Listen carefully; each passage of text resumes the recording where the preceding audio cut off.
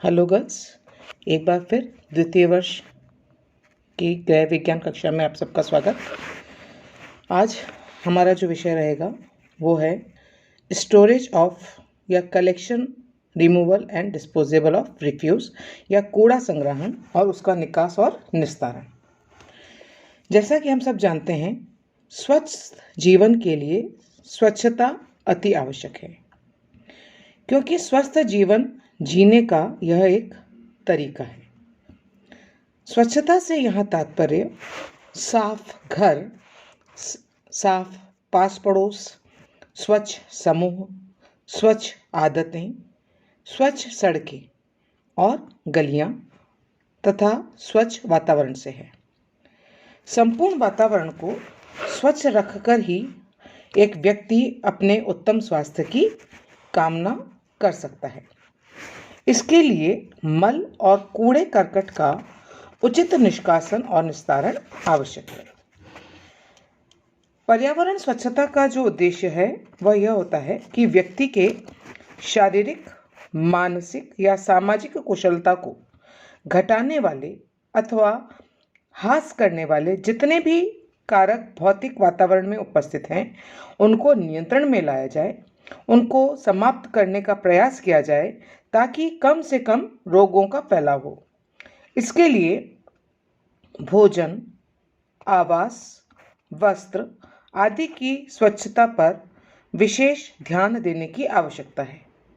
मल और कूड़े कचरे के निष्कासन और निस्तारण की सख्त आवश्यकता है, क्योंकि मल एवं कूड़े करकट के उचित निष्कासन के अभाव में मक्खियाँ और अन्य जीव जंतु जो विभिन्न प्रकार के संक्रामक रोग फैला सकते हैं वो उपस्थित हो जाते हैं और उसके फलस्वरूप व्यक्ति का स्वास्थ्य वो प्रभावित होता है, जिससे रोगी बीमार हो सकता है, कमज़ोर हो सकता है और सबसे बड़ी चीज़ है कि उसमें रोग प्रतिरोधक क्षमता कम हो जाती है, जिससे कि वो शीघ्र ही रोगों का शिकार और मृत्यु का भी ग्रास बन सकता है।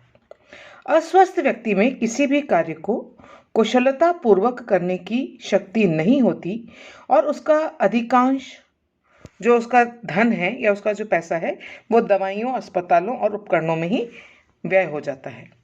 अतः स्वस्थ जीवन जीने के लिए स्वच्छता एक अत्यंत ही महत्वपूर्ण अवयव और मानव की कार्य प्रणाली का अभिन्न अंग है। ठीक है, तो सार्वजनिक स्वास्थ्य स्तर की जो है वो नगर की स्वच्छता पर वो निर्भर करती है। जब शहर या ग्रामीण क्षेत्रों में उचित समय पर मल और कूड़े करकट का निष्कासन या निस्तारण समय पर नहीं हो पाता तो बड़े पैमाने पर संक्रामक रोग फैल सकते हैं और सार्वजनिक स्वास्थ्य के स्तर को प्रभावित करते हैं। कूड़े कचरे का निष्कासन और निस्तारण सार्वजनिक स्तर पर पंचायतों, नगर पालिकाओं और नगर परिषदों द्वारा किया जाता है।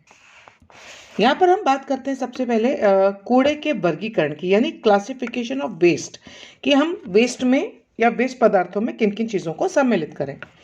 तो कूड़े को हम मुख्यतः 3 भागों में बांट सकते हैं, 3 वर्गों में इसको विभाजित किया गया है।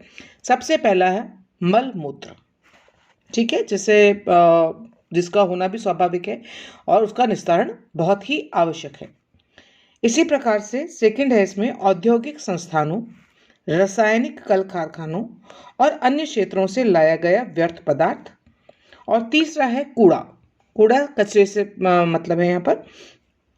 और कूड़ा करकट को पुनः हम 2 भागों में विभाजित कर सकते हैं। और आपने देखा भी होगा आजकल सरकार की भी ये मुहिम है कि जो हमारे यहाँ घरों से जो कचरा संग्रहण किया जाता है, विभिन्न गाड़ियाँ जैसे आपकी कॉलोनी में आती हैं, घरों में आती हैं और कचरा ले जाती है, तो वो ये कहते हैं कि आप इस कचरे को सूखा और गीला कचरा अलग अलग आप एकत्रित करें और अलग अलग उसके स्टोरेज जो पात्र है उसके अंदर डालें। तो हम कचरे को 2 प्रकार में बांट सकते हैं, सूखा कचरा या ठोस पदार्थ और दूसरा तरल या गीला कचरा, तरल पदार्थ।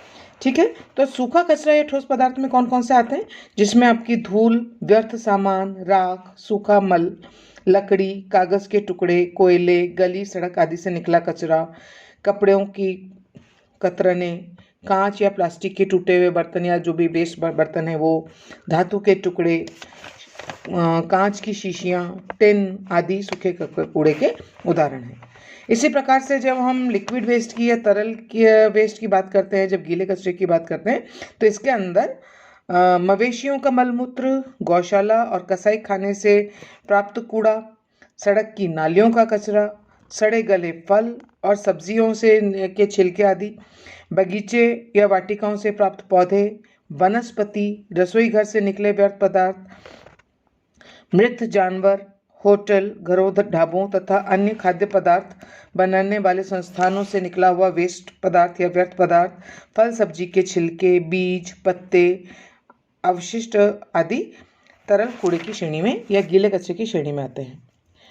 तो उपरोक्त जो निरर्थक, वर्ज्य और अपशिष्ट पदार्थों को जितना जल्दी हो सके एकत्रित करके निष्कासन और निस्तारण की व्यवस्था करनी चाहिए, क्योंकि ऐसे पदार्थों से दुर्गंध फैलती है, वायु प्रदूषित होती है, कुछ कीट जैसे चूहे, मक्खी, मच्छर और अन्य रोग फैलाने वाले जीवाणु, विषाणु, फंगस आदि पनपने लगते हैं और उनकी संख्या में वृद्धि होने लगती है।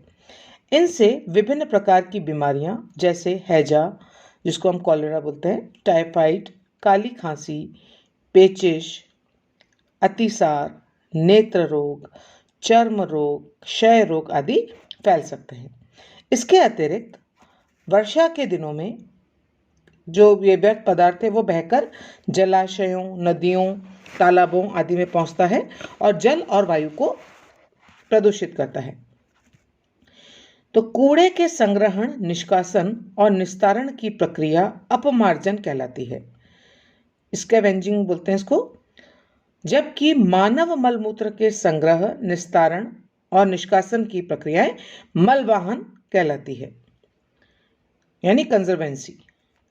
अतः कूड़े के निस्तारण के लिए ऐसी विधि का प्रयोग करना चाहिए जिससे सार्वजनिक वातावरण दूषित न हो और सार्वजनिक जन का या आम जन का स्वास्थ्य प्रभावित न हो।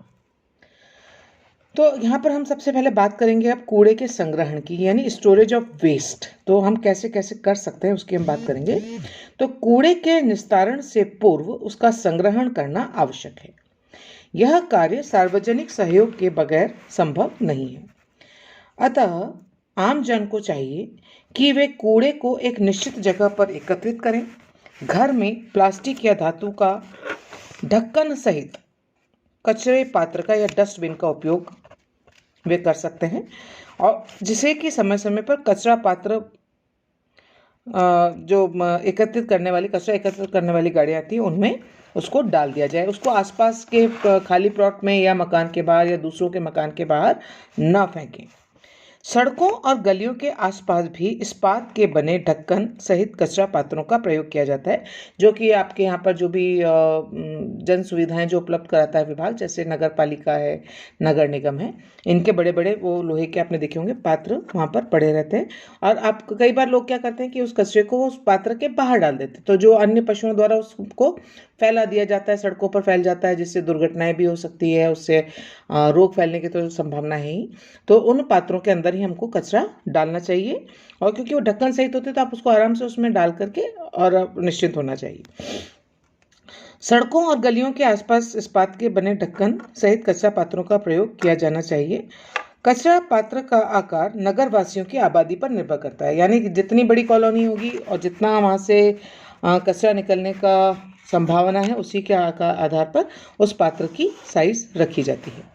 भारतीय नगरों में कचरा पात्र सभी सार्वजनिक स्थानों जैसे स्टेशन, बस स्टैंड आदि में रहता है, किंतु अधिकांश उनमें ढक्कन दिखाई नहीं देते, जिससे कि मक्खियां उस कचरे पर बैठकर भोजन, फल आदि को दूषित कर देती है। कचरा पात्र सतह से 3 से 4 इंच ऊंची जगहों पर रखना चाहिए ताकि पानी उसमें प्रवेश कर उन्हें सड़ा न सके। इसी प्रकार बाजार, अस्पताल आदि जगहों पर ईंट और सीमेंट का कचरा पात्र बना दिखाई देता है, जिसकी सफाई समय समय पर नगर पालिकाओं द्वारा की जाती है। जहाँ तक घर की बात है, तो घरों में भी हमको इस प्रकार से 2 तरह के डस्टबिन हमको घर में रखने चाहिए, जिसमें एक में हम पूरे घर का जो सूखा कचरा है उसको एकत्रित करें, और एक डस्टबिन के अंदर हम गीला कचरा जैसे कि सब्जियों के छिलके आदि जो भी वेस्ट हमारा गीला है, चाय की पत्ती है प्रयोग में ली गई, उसको हम उसमें एकत्रित कर सकते हैं। अब बात आती है कूड़े के निष्कासन की। तो संग्रहित कूड़े को हटाने के लिए एक विशेष प्रकार के वाहन की व्यवस्था होती है। इस वाहन में कूड़े को भरकर नगर पालिका कर्मचारी वांछनीय स्थानों पर जाकर छोड़ाते हैं और कूड़े का निष्कासन प्रातः और साय दोनों समय होना चाहिए। नेक्स्ट बात है डिस्पोजेबल की, यानी कूड़े के निस्तारण की। तो कूड़े के निस्तारण के बहुत से तरीके हैं, जिनमें कुछ विधियां निम्न प्रकार से है। सबसे पहली और बहुत इंपॉर्टेंट और बहुत ही उपयोगी जो तरीका है वो है उसका कंपोस्ट बनाना। तो व्हाट इज कंपोस्ट बनाना या कंपोस्टिंग? तो कंपोस्ट विधि द्वारा मल और कूड़े दोनों का ही निस्तारण किया जाता है। इस प्रक्रिया में कार्बनिक पदार्थ जीवाणुविक क्रिया के द्वारा विघटित होकर खाद के रूप में बदल दिया जाता है और उसका उपयोग खेतों की उपज बढ़ाने के लिए खाद के रूप में किया जाता है। इस विधि द्वारा खाद तैयार करने के लिए 3 फुट गहरा, 5 से 8 फुट चौड़ा और 15 से 25 फुट लंबा गड्ढा खोदा जाता है। अगर गड्ढे की लंबाई 3 फुट से अधिक रखी जाए तो विघटन की क्रिया में समस्याएं उत्पन्न हो जाती हैं और विघटन का कार्य धीरे धीरे होता है। इसके बाद सर्वप्रथम इस गड्ढे में 6 इंच मोटी कूड़े की तह बिछाते हैं, यानी कचरे की तह बिछाते हैं। फिर 2 इंच तक मल बिछाते हैं। इस तरह यह क्रम चलता रहता है, यानी लेयरिंग के द्वारा इसको तैयार किया जाता है। जब तक पूरा गड्ढा मल और कूड़े करकट से भर न जाए तब तक यह क्रम चलता रहता है। लेकिन इसमें यह ध्यान रखने की बात है कि सबसे ऊपर की जो तह है वह हमेशा कूड़े करकट की होनी चाहिए और उसकी मोटाई 9 इंचेस रखी जानी चाहिए। इसके बाद इस गड्ढे को बंद कर दिया जाता है। 10 से 12 दिनों के पश्चात इसमें जीवाणुविक क्रियाएं शुरू हो जाती हैं, जिससे बहुत अधिक मात्रा में ताप की उत्पत्ति होती है। अत्यधिक ताप से मक्खियों के अंडे, लार्वा और अन्य हानिकारक जीवाणु और रोगाणुओं का विनाश हो जाता है और भूमि को उपजाऊ बनाने वाले तत्व नाइट्रेट एवं फॉस्फेट उत्पन्न हो जाते हैं और इस प्रकार से 4 से 6 माह में कंपोस्ट खाद बनकर तैयार हो जाती है। तो ये सबसे अच्छा और सबसे उपयोगी एक विधि है जिसके द्वारा हम इसका रीयूज कर पाते हैं, कचरे का और मलमूत्र का। दूसरा एक तरीका है वो है नियंत्रित भूमि भरण, जिसको बोलते हैं कंट्रोल्ड टिपिंग। इस विधि से शहरों से काफी दूर अगर कोई अप्रयुक्त गड्ढा, खाई अथवा निचला तल हो तो इसकी भराई की जाती है। साथ ही कूड़े का निस्तारण भी किया जाता है। परंतु वे गड्ढे जिसमें कूड़ा भरा रहता है वे भूमिगत जल स्रोतों से 300 से 400 फीट की दूरी पर होने चाहिए। जल स्रोत यानी कुएं, तालाब, झरने आदि से, क्योंकि अदरवाइज वो पानी जो है सीपेज के द्वारा वहां तक पहुंच जाएगा और उसकी सड़ने की प्रक्रिया में वो बाधा उत्पन्न कर सकता है। भूमि में विद्यमान गड्ढों को भरने के लिए सर्वप्रथम नीचे ठोस पदार्थ जैसे पत्थर, ईंट, कंक्रीट, कांच के टुकड़े, लकड़ी आदि डाले जाते हैं। इसके बाद 6 से 8 इंच कूड़ा डालकर पुनः 8 से 10 इंच मिट्टी की एक तह डाली जाती है। इस प्रकार यह प्रक्रिया तब तक चलती रहती है जब तक कि गड्ढा पूरी तरह से भर न जाए। गड्ढे के भर जाने के पश्चात इस भूमि पर खेती की जा सकती है। इस प्रकार के भराव में जीवाणुविक क्रियाएं होती है, जिसके कारण भौतिक और रासायनिक परिवर्तन होते हैं। फलतः वहां की मिट्टी उपजाऊ बन जाती है तथा हानिकारक रोगाणु, जीवाणुओं के अंडे, लार्वा आदि अधिक तापमान के कारण 7 से 10 दिन में मर जाते हैं।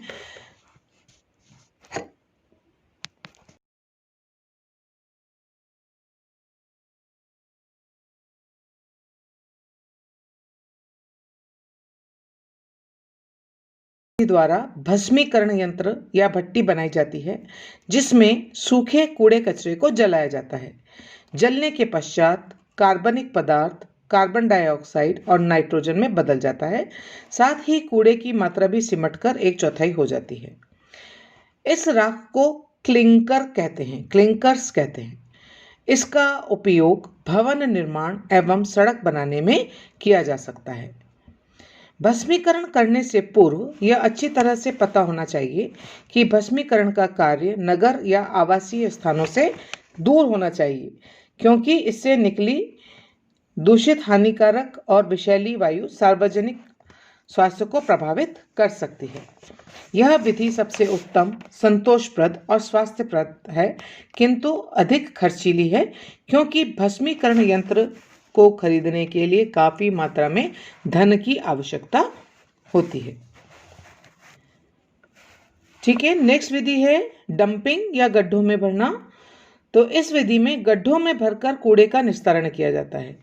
यह विधि सबसे सरल, सुगम और सस्ती है, किंतु अस्वास्थ्यकर और असंतोषजनक है, क्योंकि इस विधि से कूड़े में खमीरीकरण से सड़ाहट उत्पन्न होती है, यानी बदबू आने लगती है, और वातावरण भी प्रदूषित होता है और सार्वजनिक जन के स्वास्थ्य को भी नकारात्मक रूप से प्रभावित करता है।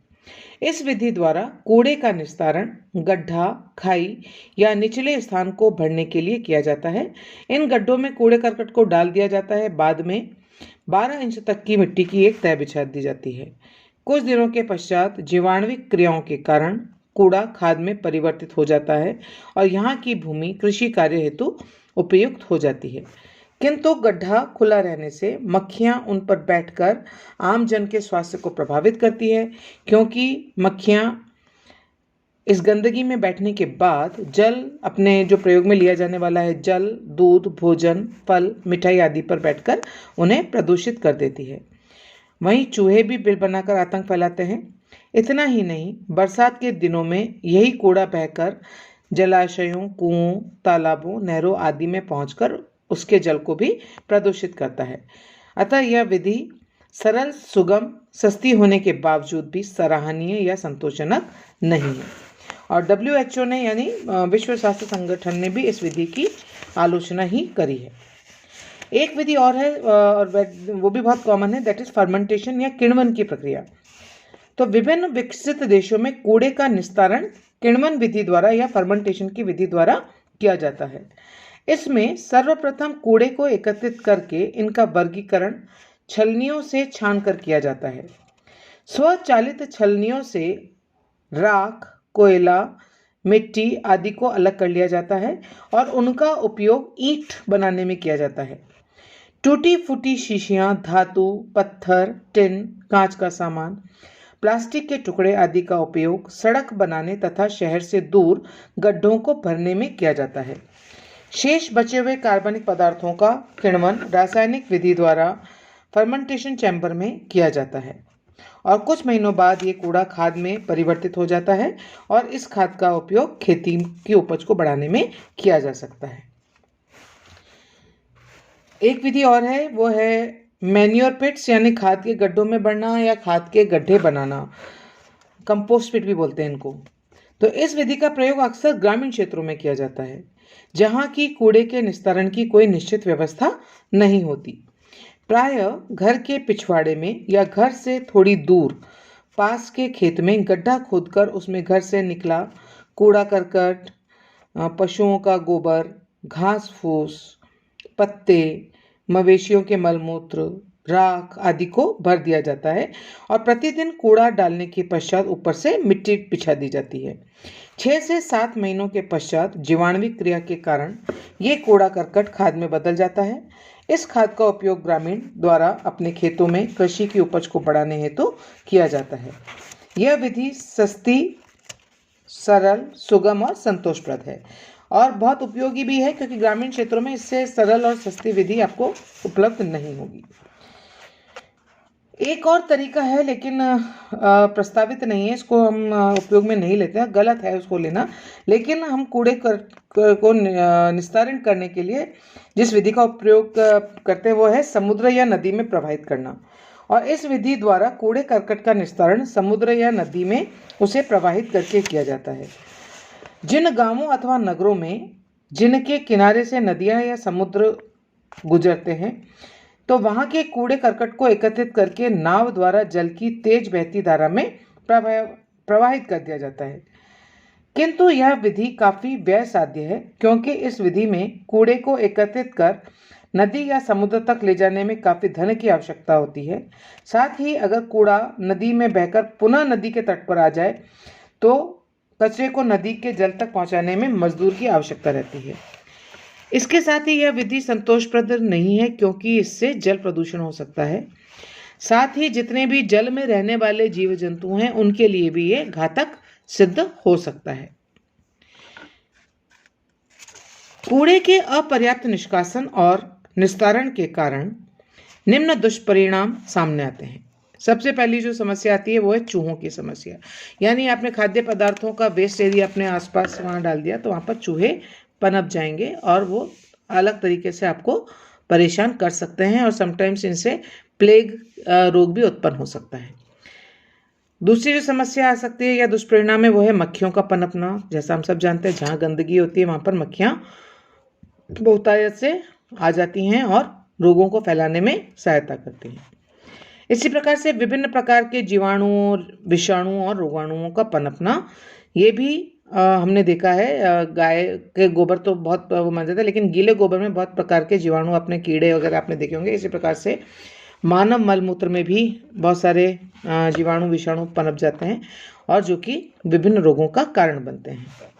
एक और समस्या इससे होती है सड़ांध से दुर्गंध फैलना। तो आपने देखा होगा जहाँ जहाँ कचरा संग्रहण की व्यवस्था होती है वहाँ आसपास का क्षेत्र दुर्गंध युक्त होता है।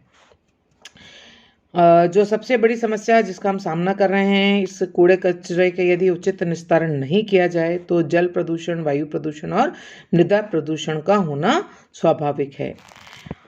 इसी प्रकार से मानव द्वारा उपयोग में लिए जाने वाला भोजन, जल, फल, मिठाई आदि भी इनसे दूषित हो सकते हैं, जो कि विभिन्न रोगाणुओं, विषाणुओं, मक्खियों, जीव जंतुओं द्वारा उनको रोगों को फैलाया जा सकता है।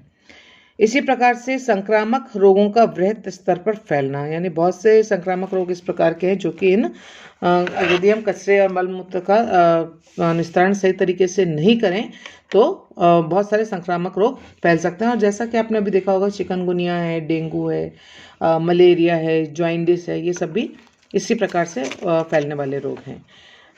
जहाँ पर गंदगी होती है, जहाँ पर कचरा इकट्ठा हुआ होता है, वहाँ पर मच्छर भी बहुतायत से पनप जाते हैं और हमारे स्वास्थ्य को हानि पहुँचाते हैं।